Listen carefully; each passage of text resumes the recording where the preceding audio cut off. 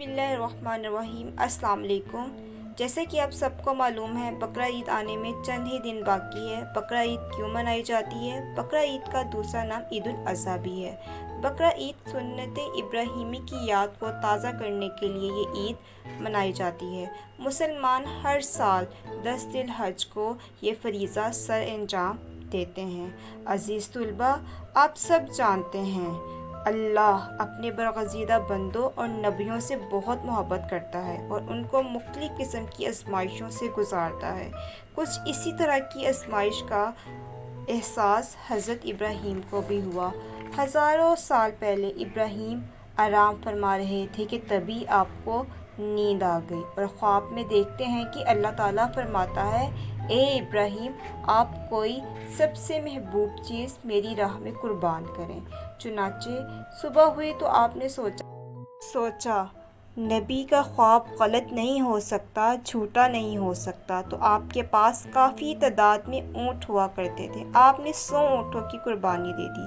फिर अगली रात गैब से आवाज़ आई, ए इब्राहीम, खुदा की राह में सबसे प्यारी चीज़ को कुर्बान करो। तो आप सोच में पड़ गए। फिर आपको ख्याल आया, मेरी सबसे प्यारी चीज़ तो मेरा फर्जंद है, यानी मेरा बेटा इस्माइल।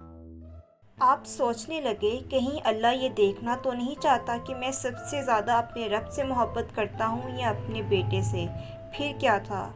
ये बात हज़रत इब्राहीम के जहन में आई। आपने फ़ौरन अपनी बीवी हाजरा से बात की और कहा, हाजरा जाओ, आज मेरे बेटे को तैयार कर दो और खुशबू लगाओ। आज मैं अपने दोस्त के हाथ दावत में जाना है। बीबी हाजरा ने खुश होकर अपने रक्त जिगर को तैयार किया।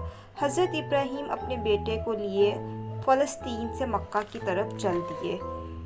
तभी शैतान आया और हज़रत बीबी हाजरा से कहने लगा, ए हाजरा, क्या आपको मालूम है हज़रत इब्राहीम आपके फ़र्जंद को कहाँ लेकर जा रहे हैं? वो आपके बेटे को दोस्त के यहाँ नहीं बल्कि मारने के लिए लेकर जा रहे हैं। बीबी हाजरा ने कहा, मैं इस बात को बिल्कुल नहीं मानती। एक बाप अपने बेटे को क्यों मारेगा?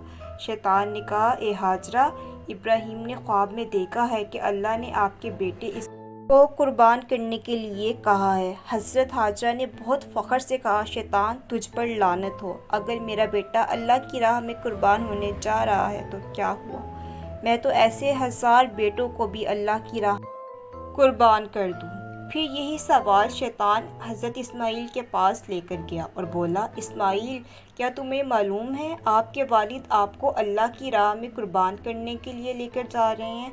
इस्माइल के दिल में भी शैतान ने वसवसा डालने की कोशिश की। आपने पत्थर उठाया और शैतान को दे मारा। हज़रत इब्राहीम अलैहिस्सलाम ने अपने बेटे इस्माइल से मुखातिब हुए और बोले, बेटा, मैं आपको अल्लाह की राह में कुर्बान करने के लिए लेकर जा रहा हूँ। आप अलैहिस्सलाम ने जवाब में कहा, बाबा जान, मेरे लिए ये लम्हा बहुत खुशनसीबी का हो जब मैं अल्लाह की राह में कुर्बान किया जाऊँगा। बस फिर हज़रत इब्राहीम अलैहिस्सलाम हाथ में छुरी लिए अपने बेटे को कुर्बान करने ही वाले थे कि हज़रत जिब्राईल अलैहिस्सलाम जन्नत से एक दुम्बा लेकर आपकी खिदमत में हाजिर हुए और कहा कि अल्लाह ताला ने आपकी कुर्बानी को कबूल फरमाया है। आप इस्माइल की जगह इस दुम्बे की कुर्बानी करें। कुर्बानी के गोश्त के 3 हिस्से किए जाते हैं, एक रिश्तेदारों के लिए, एक गरीबों के लिए और एक हिस्सा घर में रखते हैं।